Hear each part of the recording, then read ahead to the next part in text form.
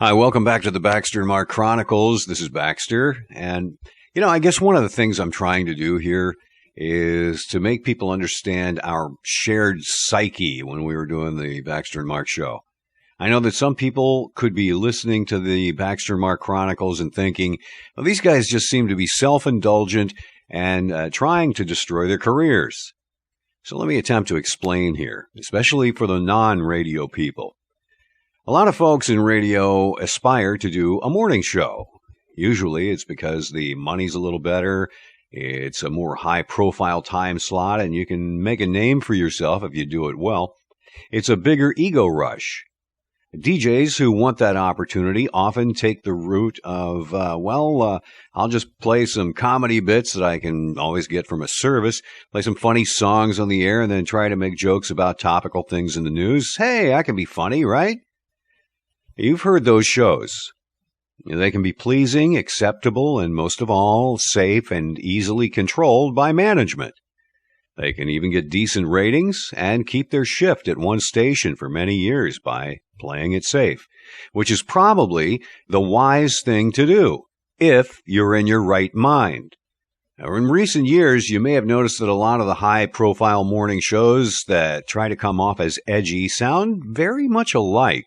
After much painstaking research, some radio companies developed a formula, something along the lines of, well, we'll put 2 or 3 or 4 people in the studio, one guy who sounds like he's on steroids, maybe one kind of effeminate dude, and maybe an outspoken, brassy female, okay, maybe also a sports junkie, and then we'll just have them in there every day talking and arguing around the edges of things that are considered controversial or taboo.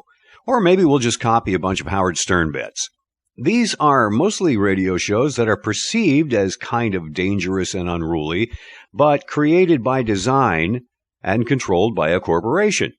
It's a formula heard on many morning shows, locally and syndicated over the last decade or so. But if you're paying attention, I don't have to tell you that.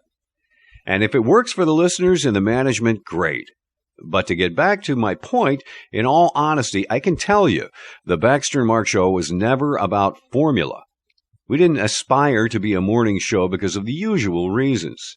We did the morning show because it was the only place that we could hope to have an outlet for our brand of creativity and still get a paycheck in radio.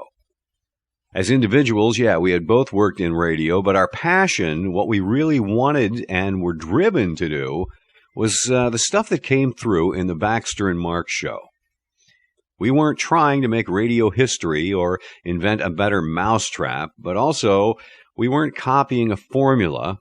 We were just making it up as we went. In fact, many times consultants and program directors would sit us down with their little notepads and get so frustrated with us because there was no formula that they could write down and mass produce in other markets. And for some people in radio, if you can't write it down in a notebook to develop into a formula or as sort of an acting job for some other talent to step into in another market, then it can't be valid. We were just good at being ourselves on the air and spontaneous to the point of being scary and irritating for radio management. And our self-indulgent goal was to keep getting paid for having fun. Now, fortunately for us, there was one national radio consultant that got us. His name is Lee Abrams. His approach was, do whatever it is you do to be yourself, be original, have fun, and just, get ratings. Now, it was lucky for us that Lee was involved in consulting at more than one of the stations we worked at, including DIZ. He was the guy who came to town every once in a while and assured management it was okay that they weren't always pulling our strings, and some of them listened. In 1983, we took our morning show to Orlando. We were coming from a history of bigger radio markets, and the program director, Rad, was my old PD from Tampa, so we got offered an interview. We went to Orlando for the job interview, and we were asked to meet the general manager of the station quietly off-site at a restaurant. We hadn't met him yet. We said, okay, but... See, we had a condition for that meeting to take place. We had noticed that directly across from the office building where WDIZ was located, there was this club called the Booby Trap. Now, the structure was shaped like two giant female breasts, and the entertainment featured exotic dancers. We told the GM we wanted our job interview to take place there. That's where we would meet him to talk about doing the show. Now, it's true, we were unemployed and probably not in a situation where we should be making bizarre requests before we even had the job, but our experiences in Houston had taught us an important lesson. We couldn't just expect radio management to accept or even understand our senses of humor. We wanted to make sure from the start that the management at our next station was willing to indulge our shenanigans while we proved to them that what we were doing would gain a big radio audience. The GM, George Duffy at DIZ, reluctantly agreed to the meeting location. It was not the kind of place he frequented, but George was a pretty good guy, a sense of humor, and so amid the loud, smoky atmosphere with dancers gyrating just above our heads, we took the job at DIZ. Orlando was a smaller radio market than we had been working in previously, but there was a lot happening there as far as entertainment industry buzz that other towns, bigger towns, didn't have. They had Disney and Universal always bringing celebrities into town, which we figured we could tap into. We also hoped that being kind of bigger fish in a slightly smaller pond would buy us some insulation from any knee-jerk urges by our radio station owners to fire us when we started our usual antics on the air, because even we didn't know what we were going to come up with or how far it would go. It turned out that we were right in making that decision. Soon, the Baxter and Mark show was on the air at DIZ and gaining momentum.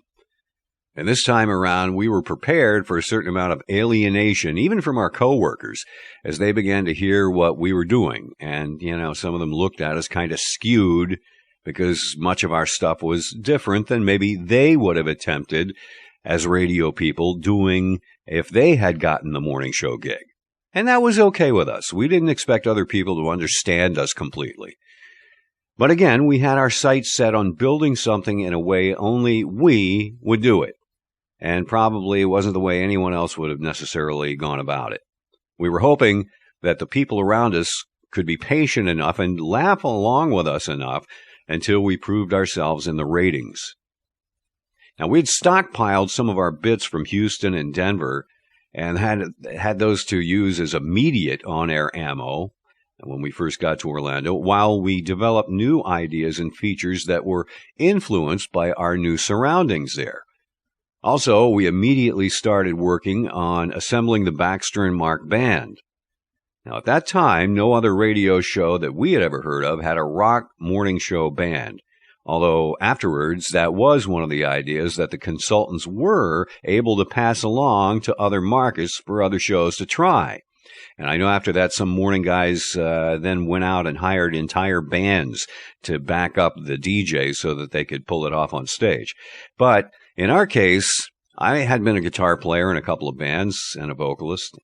Mark had been in bands as a drummer.